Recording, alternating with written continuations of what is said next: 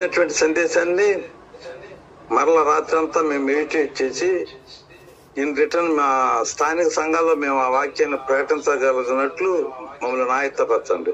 అందరికి ఆరోగ్యాలు ఇవ్వండి, వారి ప్రతి అక్కరా తీర్చండి, వారి కోరికలు సిద్ధింపజేయండి, ఆలోచనలతో సఫలపరచండి. మమ్మల్ని అందరినీ కూడా క్షేమాభివృద్ధి పొందినట్లు సహాయం చేయండి. యేసుక్రీస్తు నామమున బ్రతిమలాడి వేడుకొంచున్నాం మా ప్రియ పరలోక తండ్రి, ఆమేన్. ప్రభునందు సహోదరి సహోదరులకి క్రీస్తు నామములో వందనాలు తెలియజేస్తూ ఉన్నాను. ఈరోజు మనము పర్సనల్ స్టడీ అంటే వ్యక్తిగత బైబిల్ ధ్యానము అనే విషయాన్ని ఆలోచన చేయబోతా ఉన్నాం. మత్తయి సువార్త 4వ అధ్యాయము 4వ వచనంలో యేసుక్రీస్తు వారు శోధించబడడానికి సాతాను చేత అరణ్యమును కొనుక్కోబడినప్పుడు యేసుక్రీస్తు వారు ఒక మాట అక్కడ తెలియజేస్తున్నాడు. 4వ అధ్యాయము 4వ వచనం. అందుకు ఆయన, మనుషుడు రొట్టె వలన మాత్రము కాదు గాని దేవుని నోట నుండి వచ్చు ప్రతి మాట వలన జీవించును. ఇక్కడ మనం ఆలోచించాల్సినటువంటి విషయం ఏంటంటే, యేసుక్రీస్తు వారు సాతానుతో మాట్లాడుతున్నప్పుడు ఒక మనిషి భూమి మీద జీవించే విషయము, సాతానేమో రొట్టె వలన మనుషుడు బ్రతుకుతాడు అని యేసు వారు నమ్మి రాళ్ళు రొట్టెలుగా చేసుకుని తినేస్తాడు అని అనుకున్నాడు సాతాను. కానీ యేసుక్రీస్తు వారు ఏమంటున్నాడంటే, మనుషుడు జీవించడం అనేది ఏదైతే ఉందో అది దేవుని నోట నుండి వచ్చు ప్రతి మాట, అంటే ప్రతి మాట వలన మనిషి జీవిస్తాడు కనుక మనము దేవుని వాక్యాన్ని చదివేటప్పుడు, అంటే ఫస్ట్ మొదటి విషయం ఏంటంటే, దేవుని వాక్యాన్ని చదివేటప్పుడు మనము ఏ విధంగా మనం చదవాలి అన్న విషయాన్ని మనం ఆలోచిస్తే ప్రతి మాటను మనము చదవలసిన అవసరం ఉంది. ఎందుకు ప్రతి మాటను మనం చదవాలి అని అంటే, బైబిల్లో ఉన్నటువంటి ప్రతి మాట ఒక మనిషిని జీవింప చేస్తుంది. అంటే జీవించడం అని అంటే రెండు విధాలుగా మనం గమనిస్తాం. భౌతికంగా ఒక మనిషి ప్రాణం కలిగి ఉండడం, అలాగే ఆత్మీయంగా జీవించడం.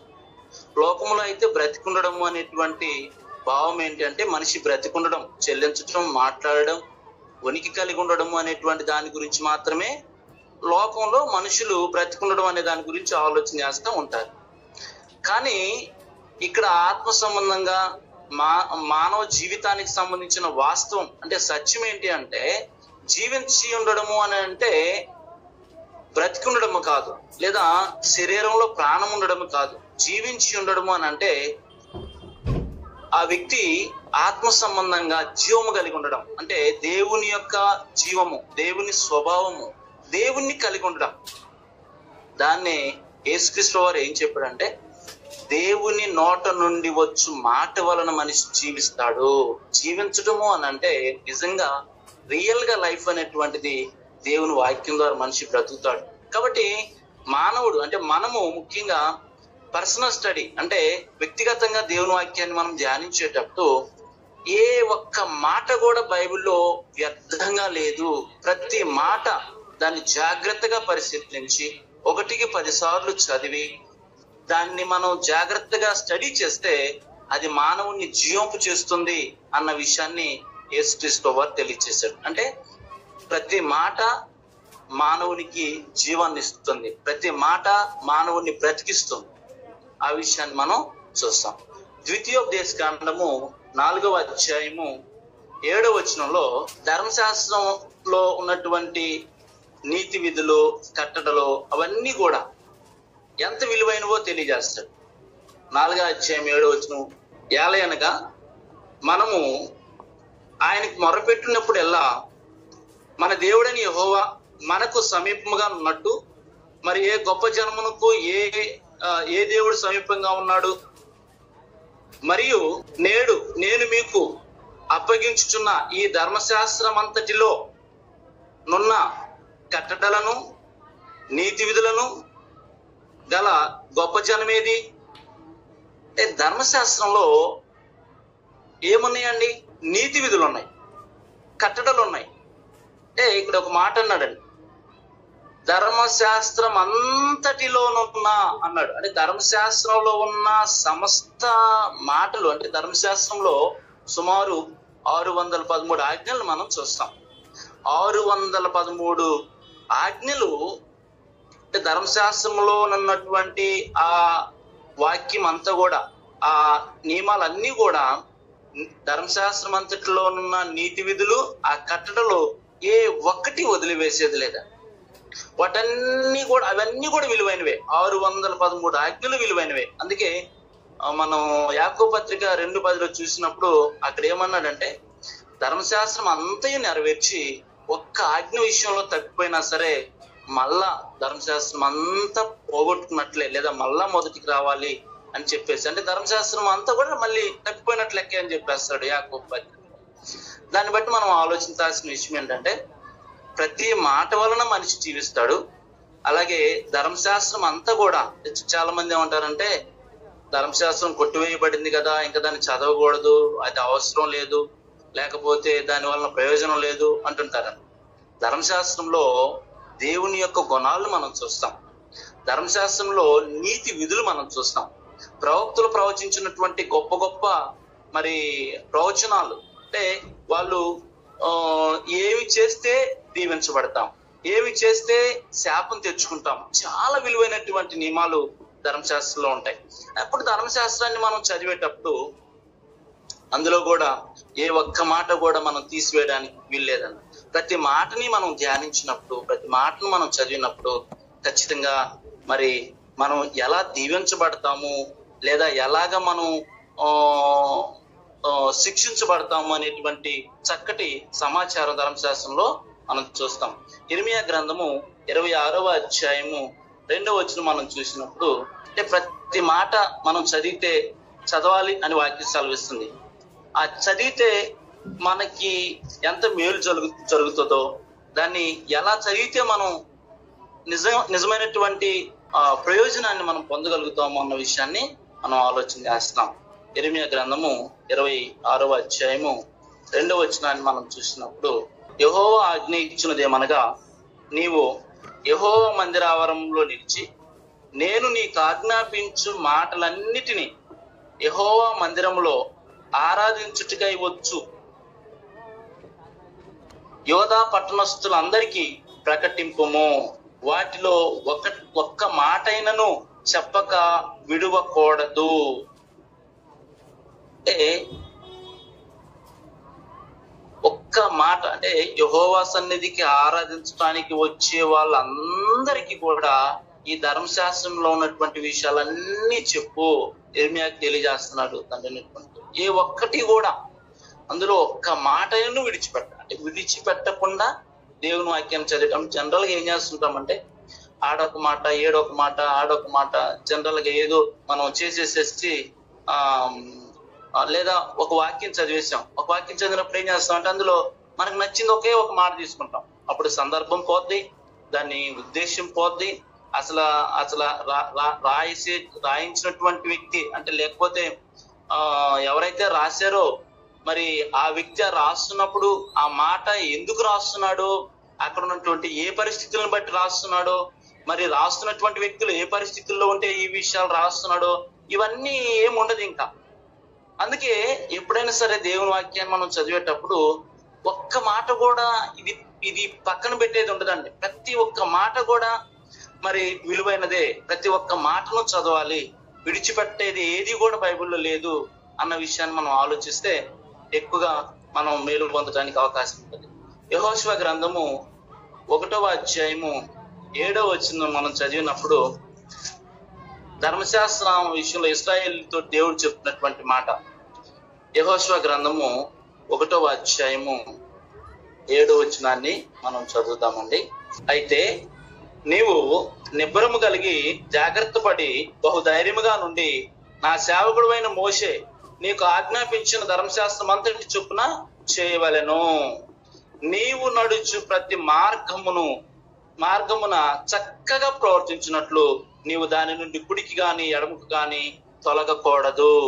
ఈ ధర్మశాస్త్రాన్ని ప్రతి మాట కూడా చక్కగా మరి దాన్ని చదివితే, విడిచిపెట్టకుండా దాన్ని ధ్యానిస్తే, ప్రతి మాట కూడా దేనికి ఇక్కడ ప్రయోజనకరంగా ఉంటుంది అని చెప్పాడు అని అంటే, ఒక వ్యక్తి ధర్మశాస్త్రం అంతటిని కూడా చదివితే ఆ వ్యక్తి కుడికి గాని ఎడమకు గాని తొలగిపోకుండా చక్కగా ప్రవర్తించే విధంగా ధర్మశాస్త్రము ఒక వ్యక్తిని నడిపిస్తుంది. ధర్మశాస్త్రం అంతట్లో ఉన్నటువంటి నీతి విధులు కానీ, న్యాయ విధులు కానీ, ప్రవక్తలు చాలా గొప్ప విషయాలు వారు ప్రవచించారు. రాజులకు కూడా ప్రవక్తలు చెప్పినటువంటి మాటలు వేదవాక్కులైనవి. రాజులు కొన్ని సందర్భాల్లో అదేంది, ఒకసారి నయమాను వర్తమానం పంపించాడు. ఎవరికి? ఇశ్రాయేల్ రాజుకి వర్తమానం పంపిస్తే అక్కడ ఎలీషా ఉన్నాడన్న సంగతి రాజు తెలుసుకోకుండా, నన్ను స్వస్థపరచ నయమాన్ కుష్ఠరోగం పోగొట్టడానికి నేనేమన్నా దేవుడినా, నాకేమన్నా శక్తి ఉందా అని చెప్పేసి బట్టలు చించుకొని ఆయన తలంతా కూడా చింపిరిగా చేసుకుంటాడు. అప్పుడు ఆ విషయం ఎలీషాకి తెలిసినప్పుడు వెంటనే రాజు దగ్గరికి వర్తమానం పంపించి ఆయన దగ్గరకు వచ్చిన వాళ్ళని నా దగ్గరికి పంపించమని చెప్పేసి ఎలీషా మరి వాళ్ళకి అప్పుడు మీరు వెళ్ళి 7 మార్లు యోర్దానులో మునగండి అని చెప్పి వాళ్ళకి చెప్పడం మనం చూస్తాం. అంటే రాజులకి కూడా ప్రవక్తలు చెప్పినటువంటి ప్రతి మాట కూడా చాలా విలువైంది. రాజులు ఏ పని చేయాలన్నా కూడా ప్రవక్తలతో విచారణ చేయించేవాళ్ళు. దేవుని విషయంలో దేవుడు వెళ్ళమంటాడా, వద్దంటాడా, అసలు ఏం చెయ్యాలా, అసలు ఎలాగా, ప్రతి ఇది కూడా మనం చాలా సందర్భాల్లో దావీదు జీవితంలో చూస్తాం. దేవుని యొక్క విచారణ చేయకుండా దావీదు ఏ ఒక్క పని చేయలేదండి. ఏ ఒక్క పని కూడా ఏ తన పరిపాలన. అందుకనే దేవుడు రాజులందరి విషయంలో మనం గమనిస్తే దావీదు నడిచినట్లు ఇతడు యథార్థంగా నడిచాడు, దావీదు ఇతని నడతలన్నిటిలో దావీదు వలె నడిచాడు అనే పదం చూస్తాం. అలాగే ఇతడు దావీదు నడిచినట్లు నడవక యెహోవా దృష్టికి చెడుతనం జరిగించును అని అంటాడు. అంటే దావీదు యొక్క జీవితము అనేది అంత ఉన్నతంగా మరి కొనసాగడానికి గల కారణం ఏంటి అంటే ధర్మశాస్త్రాన్ని అతను అనుసరించడం. ధర్మశాస్త్రాన్ని అనుసరించడం వలన కుడికి కానీ ఎడముకి కానీ తొలగకుండా ఒక వ్యక్తి కొనసాగడానికి అవకాశం ఉంది. అది ఎప్పుడు సాధ్యమవుతుంది అంటే ధర్మశాస్త్రంలో ఉన్నటువంటి ప్రతి మాటను కూడా, ప్రతి వర్డ్ని కూడా జాగ్రత్తగా పరిశీలనగా దాన్ని మనం స్టడీ చేసినప్పుడు, ధ్యానించినప్పుడు ఖచ్చితంగా మనకి ఆ మేలు జరుగుతుంది అన్న విషయాన్ని మనం గమనించవచ్చు. తిమోతికి రాసిన 2వ పత్రికలో పౌలు గారు తిమోతితో మాట్లాడతారు. 3వ అధ్యాయము 16వ వచనంలో మనందరికి బాగా సుపరిచితమైనటువంటి వర్స్ ఇది. 2వ తిమోతి 3వ అధ్యాయము 16వ వచనంలో దైవజనుడు సన్నద్ధుడై ప్రతి సత్కార్యమునకు పూర్ణముగా సిద్ధపడి ఉండునట్లు దైవావేశము వలన కలిగిన ప్రతి లేఖనము, దైవావేశము వలన కలిగిన ప్రతి లేఖనము, ప్రతి మాట, ప్రతి లేఖనము ఉపదేశించుటకును, ఖండించుటకును, తప్పుదిద్దుటకును ప్రయోజనకరమై ఉన్నది. అంటే బైబిల్లో ఏ ఒక్క వచనము కూడా దీని వలన ప్రయోజనం లేదు అనేది లేదండి. బైబిల్లో ఉన్న ప్రతి వచనము అది ఖండించడానికి గాని, ఉపదేశించడానికి గాని, బుద్ధి చెప్పడానికి గాని, శిక్షించడానికి గాని ఏదో ఒకదానికి ప్రయోజనకరమై ఉన్నది. ఆ వచనాన్ని మనం చదివేటప్పుడు ఒక అధ్యాయాన్ని గాని, ఒక ప్యాసేజీని గాని, ఒక మాట గాని మనం చదివేటప్పుడు దాన్ని జాగ్రత్తగా మనం స్టడీ చేస్తాం. దావీదు అంటాడు, నీ వాక్యము నా పాదములకు దీపము అంటాడు 105:119వ కీర్తనలో. అంటే అది మనకి దారిని ఎలా చూపిస్తుందో, అది దానిలో నుంచి ఏ విషయాన్ని తీసుకొని మనం నేర్చుకోగలమో అది మనకి ఇస్తుంది. దాన్ని మనం జాగ్రత్తగా స్టడీ చేస్తే, జాగ్రత్తగా పరిశీలిస్తే.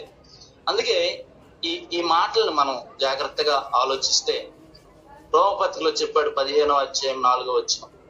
వాటిని చదవడం వలన అంటే రాయబడినవన్నీ మనకి బుద్ధి కలగడానికి రాయబడ్డాయి అన్న విషయాన్ని రోమిలకు రాసిన పత్రిక 15వ అధ్యాయం 4వ వచనంలో తెలియజేస్తాడు. అన్ని విషయాలు మనకి హెచ్చరిస్తాయి, బుద్ధి చెప్తాయి. అలాగే మనం ఒకవేళ మంచి చేస్తే మనం ఎలాగ దీవించబడతాం, ఒకవేళ చెడు చేస్తే ఎలా శిక్షించబడతాం. అంటే ప్రతి మాట విలువైనది. మనం చేసే స్టడీ లేదా మనం వాక్యాన్ని ధ్యానిస్తున్నప్పుడు చాలా మంది ఈరోజు దేవుని వాక్యాన్ని ఏదో మనం జనరల్ గా చదువుతున్నాం అన్నట్లుగా చదువుతూ ఉంటారు. లేకపోతే చదివితే అది ప్రయోజనకరంగా ఉండేటట్లుగా చదవరు చాలా మంది. ఒక డైలీగా చదువుతున్నాం, మేము ప్రార్థనకి వెళ్తున్నాం, వరకు వాక్యం చదువుతున్నాం అన్నట్లుగా చదువుతూ ఉంటారు. అలా కాదు. ప్రతి మాట వలన మనిషి జీవిస్తాడని యేసు ప్రభువు తెలియజేస్తున్నారు. ధర్మశాస్త్రంలో ఉన్నటువంటి నీతి విధులు కట్టడలు వాటిని అనుసరిస్తే ఒక వ్యక్తి కుడికి గాని ఎడమకు గాని తొలగకుండా జీవించగలిగేంత శక్తివంతమైనటువంటి జీవితం ధర్మశాస్త్రంలో ఉన్నటువంటి కట్టల వలన మనం పొందుకునే అవకాశం ఉన్నది అన్న విషయాన్ని తెలియజేస్తున్నాడు. కాబట్టి ప్రతి లేఖనం, రాయబడినటువంటి ప్రతి విషయం మనకి బుద్ధిని ఇస్తాయి, బుద్ధి నేర్పిస్తాయి, మనకి హెచ్చరిస్తాయి, అలాగే మనకి ఉపదేశిస్తాయి. మనం ఎటు వెళ్ళాలి, ఎటు వెళ్ళకూడదు, ఏం చేయాలి, ఏం చేయకూడదు అనే విషయాన్ని, అంటే ఏ ఒక్క విషయాన్ని తీసివేయడానికి ప్రతి విషయము కూడా చాలా విలువైనది. ధర్మశాస్త్రంలోనే కాదు, ధర్మశాస్త్రంలో మరియు క్రొత్త నిబంధనలో, బైబిల్ అంతట్లో ఆది కాండం నుంచి ప్రకటన గ్రంథం వరకు రాయబడిన మాటలన్నీ కూడా మనం జాగ్రత్తగా చదువుకుంటే ప్రతి వర్డ్ ఒక సబ్జెక్ట్, ప్రతి వర్డ్ ఒక అంశం, ప్రతి వర్డ్ ఒక థీమ్, ఒక లా, ఒక నియమాన్ని మనకి బోధిస్తుంది మనం చదవవలసిన విధంగా చదివినట్లయితే. అలాగే దీన్ని చదివేటప్పుడు ఎలా చదవాలన్న విషయాన్ని ఒక 2-3 విషయాలు మనం ఆలోచిస్తే, ఎంత విలువైనటువంటి మాట, ఏటిని విడిచిపెట్టకూడదు, ఏటిని వదలకూడదు. మరి ఈ విషయాల్ని మనం చదివేటప్పుడు యెషయా గ్రంథము 34వ అధ్యాయం 16వ వచనంలో యెహోవా గ్రంథాన్ని పరిశీలించి చదువుకోవాలి అన్నాడు. యెహోవా గ్రంథాన్ని పరిశీలించి చదువుకోవాలన్నాడు. దేవుని గ్రంథాన్ని మనం పరిశీలించి చదవాలి. పరిశీలించి చదివితే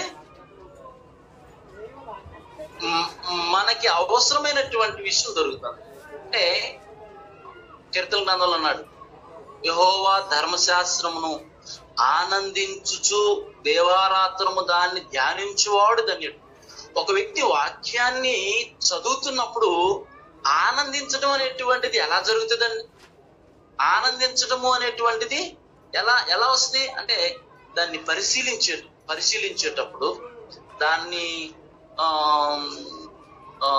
స్టడీ చేసేటప్పుడు, అంటే ప్రతి విషయాన్ని, ప్రతి వర్డ్ని, దాని సందర్భాన్ని మనం ఆలోచన చేసేటప్పుడు అందులో ఉన్నటువంటి ఆ మాధుర్యం మనకు అర్థమైనప్పుడు ఆనందం కలుగుతుంది, సంతోషం కలుగుతుంది, ఇంకా చదవాలనిపిస్తుంది, ఇంకా నేర్చుకోవాలనిపిస్తుంది. కాబట్టి వాక్యాన్ని చదివేటప్పుడు ఎలా చదవాలి అని అంటే పరిశీలించి చదవాలి. గత వారంలో సోదరులు రూపస్ గారు తెలియజేశారు, పరీక్షించడం అనే విషయాల్లో ఏమేమి పరీక్షించాలి అని అన్నప్పుడు గ్రంథాన్ని పరిశీలించాలి అన్న విషయాన్ని సోదరులు తెలియజేశారు.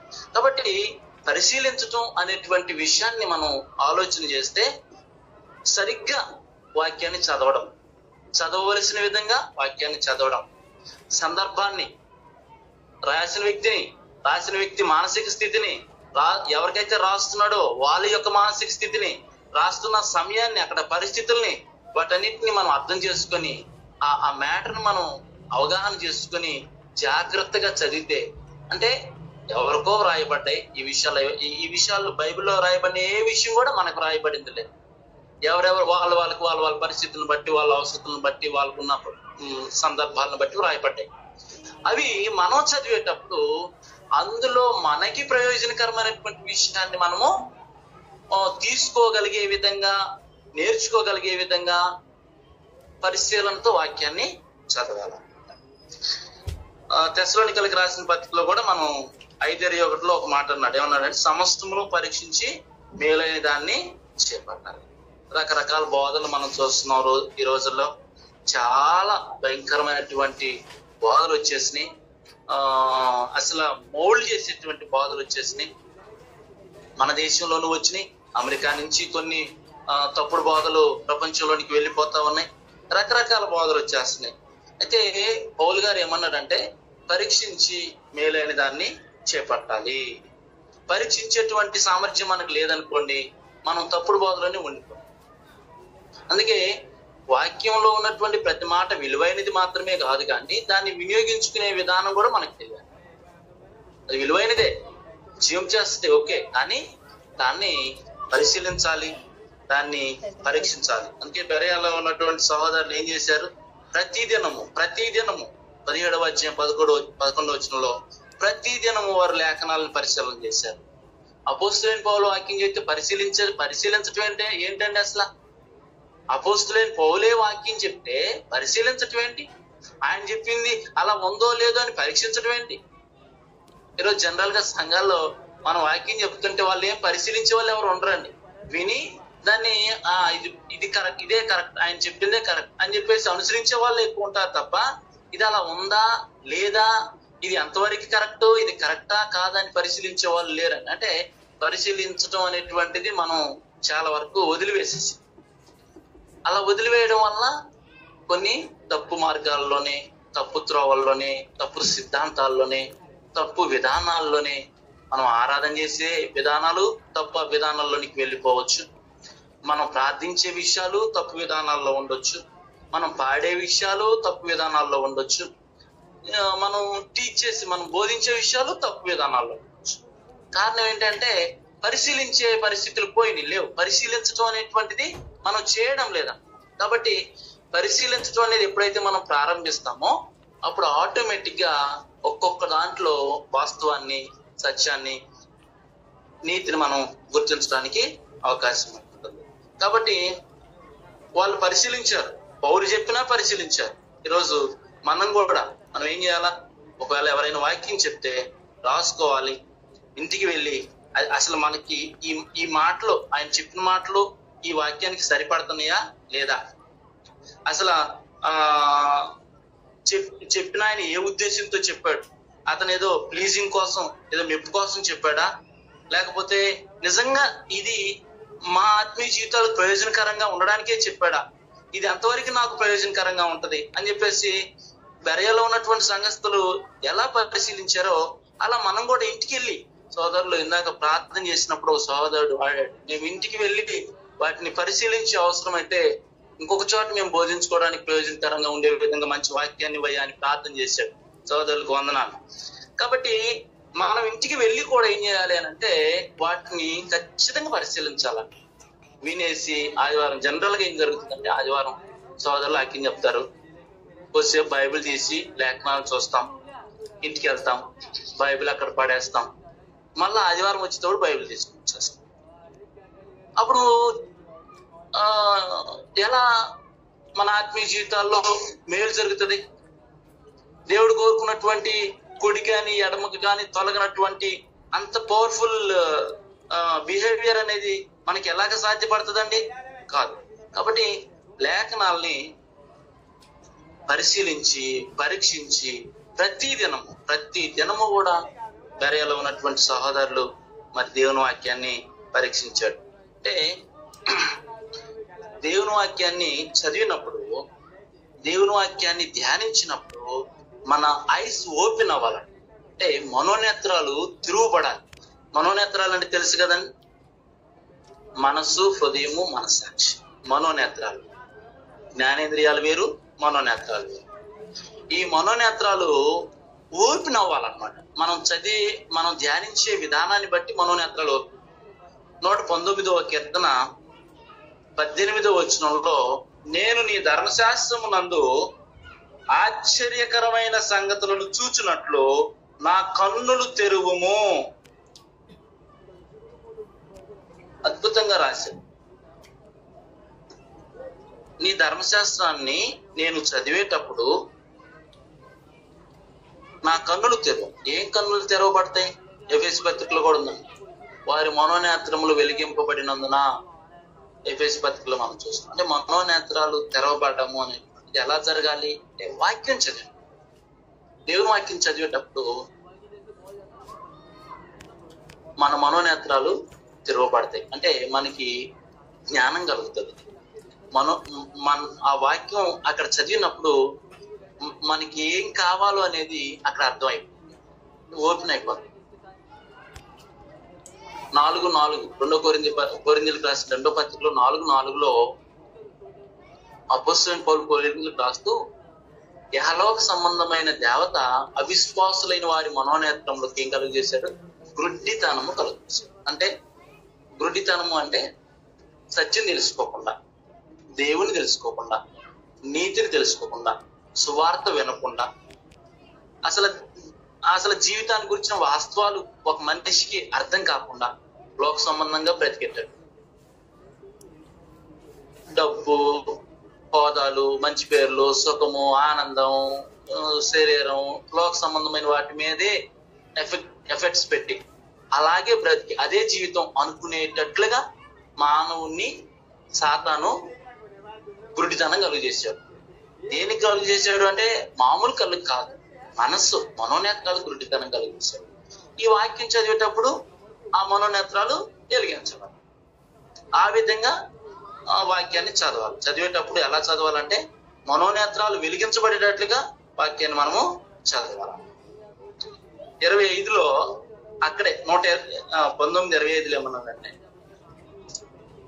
ఆయన శాసనాలు మనం గ్రహిస్తాం. దేవుని వాక్యాన్ని చదువుతుంటే దేవుని శాసనాలు మనం ఎలా బ్రతకాలి, ఎలా ఉండాలి అంటే ప్రతి ఒక్కటి మానవుని యొక్క యాటిట్యూడ్స్ మొత్తం కూడా అతను ఏం చేయాలి, ఎలా తినాలి, ఉదయం లేచిన దగ్గర నుంచి సాయంత్రం పడుకునే వరకు మానవుడు ఎలా బ్రతకాలో, ఏం చేయాలో, ఎలా వ్యవహరించాలో ప్రతి ఒక్కటి కూడా దేవుని గ్రంథంలో ఉంది.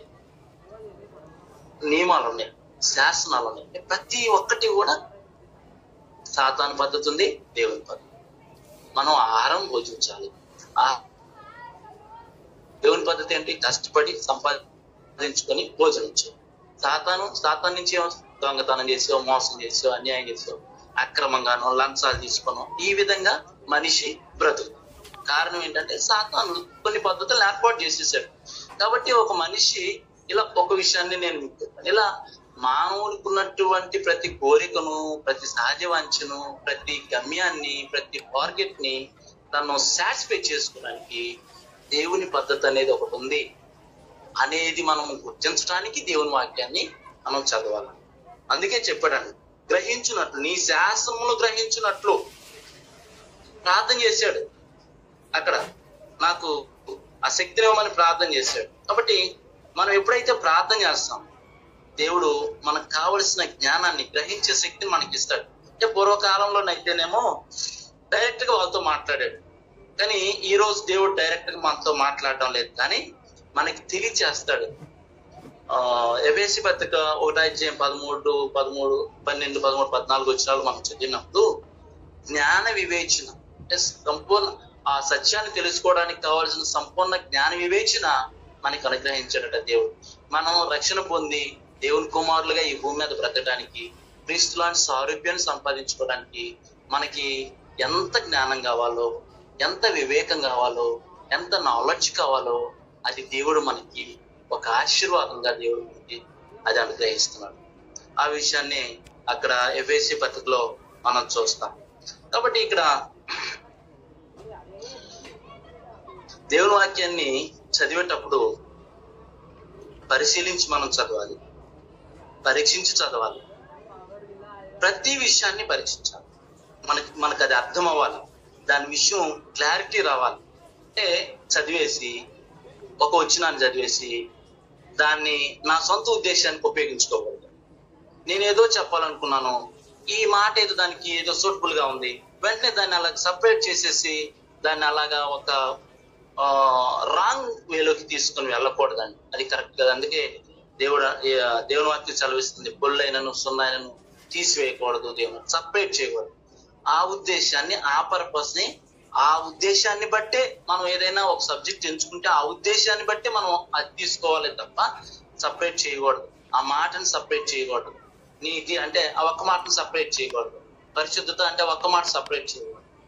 అక్కడ ఉన్నటువంటి ఆ నీతి అనే పదం అక్కడ ఏ సందర్భాన్ని బట్టి వాడబడిందో దాన్ని మనం ఎప్పుడు అలా తీసుకోగలుగుతామంటే దాని ముందు వెనకాల ఉన్నటువంటి విషయాలన్నిటిని కూడా మనము జాగ్రత్తగా చదువుకున్నప్పుడు ఖచ్చితంగా మనకి ప్రయోజనకరంగా ఉంటుంది. కాబట్టి ప్రతి మాట విలువైనదే అన్న విషయాన్ని, వాక్యాన్ని చదివేటప్పుడు ఎలా మనం ముందుకెళ్లాల్సిన అవసరం ఉందంటే ప్రతి మాటను, ప్రతి నియమాన్ని, ప్రతి వర్డ్ని ఎక్కడ కూడా మనం తక్కువగా ఆలోచించకుండా జాగ్రత్తగా చదవలసినటువంటి అవసరం. ఎలా చదవాలి అంటే పరిశీలించి పరీక్షించి దాన్ని పరిశీలనగా గ్రహించడానికి శాసనాలను మనం చదవవలసినటువంటి అవసరం. ఇప్పుడు దాని ప్రభావం ఎలా ఉంటుంది ఒక 2-3 మాటలు చెప్పి నేను గుర్తించాను. నెహెమ్యా గ్రంథము 8వ అధ్యాయము 9వ వచనం. నెహెమ్యా ధర్మశాస్త్రాన్ని బోధించినప్పుడు ఇశ్రాయేలీలైనటువంటి అక్కడ ఉన్నటువంటి వాళ్ళందరూ కూడా వాళ్ళు ఎలా స్పందించారో ఉందండి ఇక్కడ. అంటే ధర్మశాస్త్రాన్ని చదివి వినిపించినప్పుడు వాళ్ళు ఎలా రియాక్ట్ అయ్యారు, వాళ్ళు ఎలా ఎమోషన్ అయ్యారో మనం చూస్తాం. 8వ అధ్యాయము 8-9 వచనాలు. ఇటువలనే వారు దేవుని గ్రంథమును స్పష్టముగా చదివి వినిపించి జనులు బాగుగా గ్రహించినట్లు దానికి అర్థము చెప్పిరి. చూసారండి, ఇటువలనే వారు దేవుని గ్రంథమును స్పష్టముగా చదివి వినిపించి జనులు బాగుగా గ్రహించినట్లు దానికి అర్థము చెప్పిరి. జనులందరూ ధర్మశాస్త్ర గ్రంథపు మాటలు విని ఏడవ మొదలు పెట్టగా, అంటే విన్నప్పుడు వాళ్ళకి అర్థమైన వెంటనే వాళ్ళు స్పందిస్తున్నారు. అధికారి నెహెమ్యాయో, యాజకుడు శాస్త్రియో, యజ్రాయును జనులకు బోధించుచు లేవీలను మీరు దుఃఖపడవద్దు, ఏడవవద్దు, ఈ దినమున మీ దేవుడైన యెహోవాకు ప్రతిష్ఠిత దినమని ప్రజలతో చెప్పిరి. దేవుని వాక్యాన్ని ధ్యానించేటప్పుడు చదివేటప్పుడు అర్థమైతే ఎలాంటి రియాక్షన్స్ ఉంటాయి అన్న విషయాన్ని ఇక్కడ మనం చూడొచ్చు. మామూలుగా చదివితే ఆడవలేం, జనరల్ గా చదివితే ఆడవలేం. ఊరక చదువుకుంటూ రోజుకు ఏదో ఒక చదువుకుంటూ వెళ్తే ఏడుపు రాదండి. స్పష్టంగా క్లియర్ గా అర్థమయ్యే విధంగా అంటే వాక్యం చదివితే మనకి మన లోపం అర్థం అవ్వాలండి, మన బలహీనత మనకు తెలియాలండి. దేవుని వాక్యం చదివితే మన లోపం ఏంటో మన బలహీనత ఏంటో మనకు అర్థమైపోవాలండి. అంత క్లారిటీగా దేవుని వాక్యాన్ని మనం చదవడం అనేది చాలా అవసరం. ఊరక చదువుకుంటూ వెళ్తే కొంతమంది అంటుంటారు, నేను 10 సార్లు బైబిల్ అంతా చదివేశాను, నేను 100 సార్లు బైబిల్ అంత చదివి 10 సార్లు 50 సార్లు బైబిల్ చదివినా 100 సార్లు బైబిల్ చదివినా ప్రయోజనం ఉండదు. చూశారు కదా, నెహెమ్యా, ఎజ్రా వాళ్ళందరూ కూడా ఎలా చదివి వినిపించారు వాక్యాన్ని అంటే స్పష్టంగా వాళ్ళకి అర్థమయ్యే విధంగా. వాళ్ళు చదవకుండా వీళ్ళు చదివి వినిపిస్తేనే ఏం చేశారంటే వాళ్ళు ఇంకా అదే స్థాయిలో వాక్యాన్ని చదివితే ఇంకెలా ఉంటుందో మనం అర్థం చేసుకోవచ్చు. కాబట్టి 9వ అధ్యాయం 3వ వచనంలో కూడా ఇక్కడ ఒక మాట ఉన్నాడు, నేను ఈ సంగతిని విని నా వస్త్రమును పై దుప్పటిని చింపుకొని నా తల వెంట్రుకలను నా గడ్డపు వెంట్రుకలను పెరికి వేసుకొని విభ్రాంతి నుండి కూర్చుంటుని. దేవుని మాటలు విన్నారో, దేవుని వాక్యం విన్నారో, ఇప్పుడు ఏమవుతుంది, ఏం తెలుస్తుంది?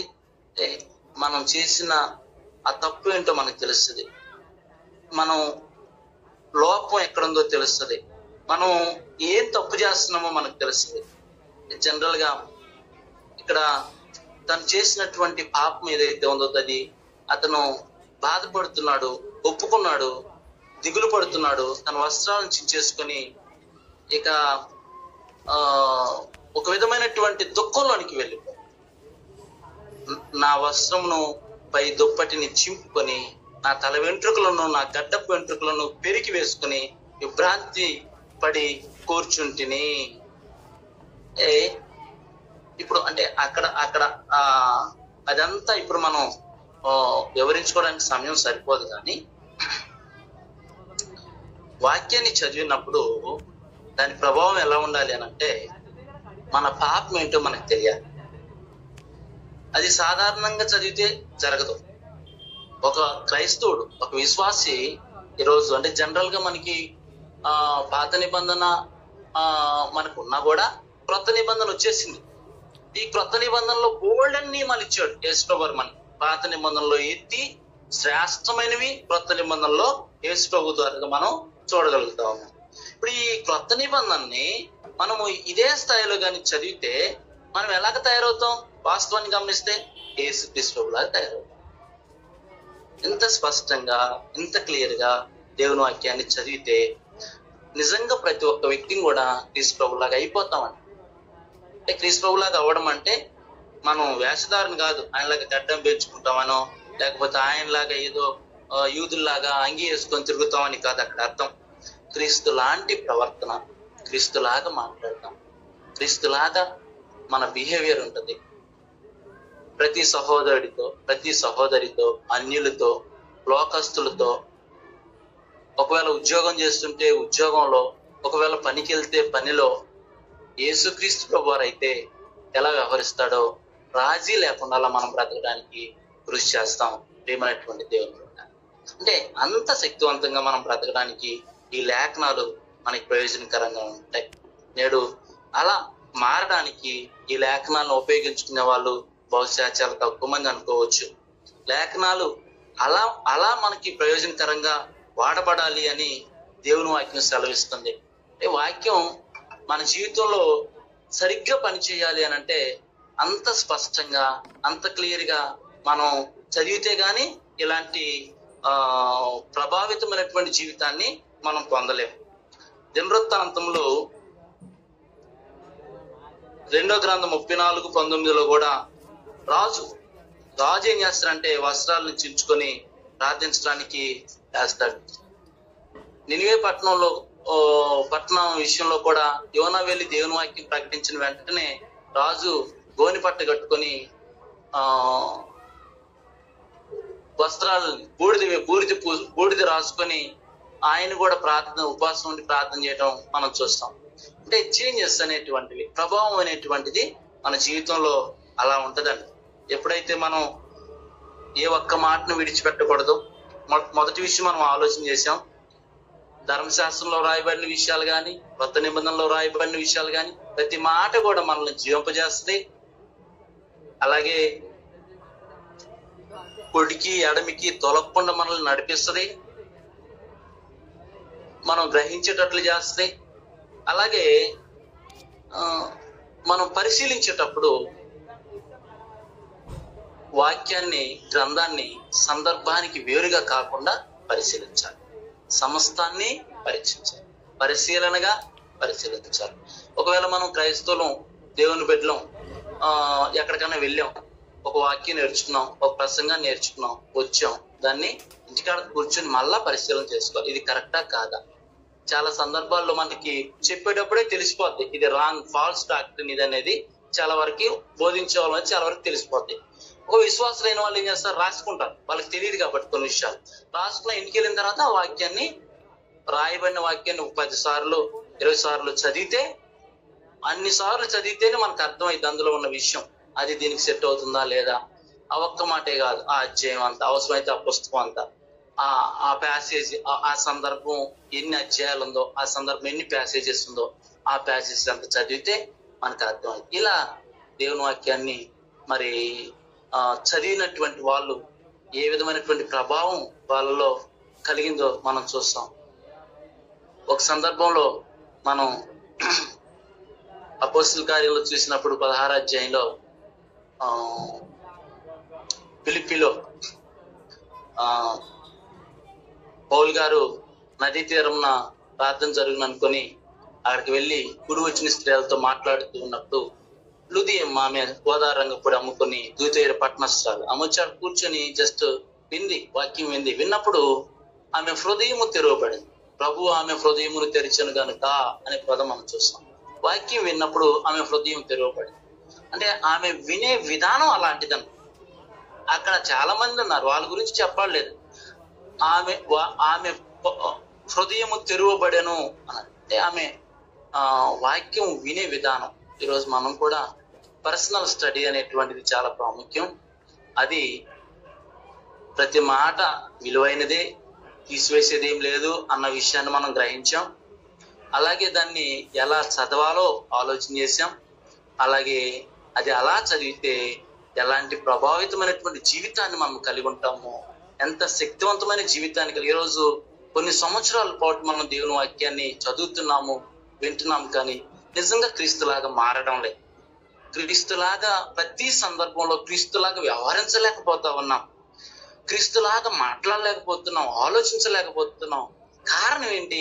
ఆయన లాంటి సహనము, ఆయన లాంటి ప్రేమ, ఆయన లాంటి దీర్ఘశాంతము, ఆయన లాంటి దయ, ఆయన లాంటి శత్రువులను ప్రేమించే లక్షణం, ఆయన లాంటి సత్యము మనలో ఉండకపోవడానికి కారణం ఏంటంటే పరిశీలనగా వాక్యాన్ని మనం చదవలేకపోతున్నాం. దయచేసి మనమందరం కూడా ఈ మాటలు ఏదో మనం ఊరకట్లా చదువుకుంటున్నాం అన్నట్టు కాకుండా ఫిజికల్ గా ప్రతి డే బై డే మన డెవలప్మెంట్ గురించి మనం నెమరు వేసుకుంటాం, అంచనా వేస్తాం. లాస్ట్ ఇయర్ ఎలా ఉన్నాం, ఈ సంవత్సరానికి ఎలా ఉన్నాం, నెక్స్ట్ ఇయర్ మనం ఏం చేస్తే ఇంకొంచెం ఎలా డెవలప్ అవుతాం ఆలోచిస్తాం కదా. అలాగే ఆత్మీయంగా కూడా డే బై డే మనం డెవలప్ అవ్వాలి. మన లోపాలు మనకు తెలిసేటట్టు దేవుని వాక్యాన్ని చదవాలి. మన బలహీనతలు మనకు తెలిసి బలపరచబడడానికి దేవుని వాక్యాన్ని మనం వినియోగించుకోవాలని, ఈ విషయాల ద్వారా మనము ఒకరినొకరు ఆత్మీయంగా బలపరుచుకొని ఆదరించబడి మేలు పొందాలని మనస్ఫూర్తిగా మీరందరూ కూడా చక్కగా శ్రద్ధగా ఈ మాటలు ఆసక్తిగా విన్నందుకు మీ అందరికీ హృదయపూర్వక వందనాలు తెలియజేస్తూ ఈ మాటలు ముగిస్తున్నాను. వాస్తవానికి ఈ విషయాలు ఈ రోజు బోధించడానికి గల కారణం ఏంటంటే నాగేశ్వరరావు మావయ్య చనిపోయి ఆయన ఇది 4వ సంవత్సరం, మొన్న 9వ తారీఖు ఆయన మెమోరియల్ సర్వీస్.